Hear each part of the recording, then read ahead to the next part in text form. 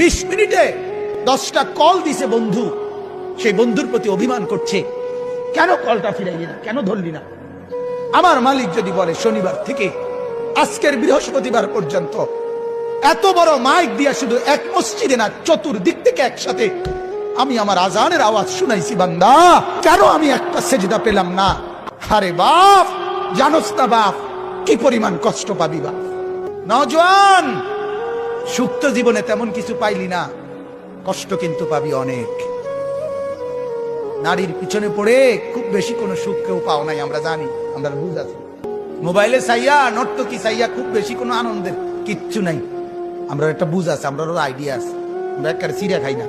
রং তামসায় খুব বেশি সুখ পাওয়া যায় না, বন্ধু বান্ধবের এই আড্ডায় খুব সুখ পাওয়া যায় না।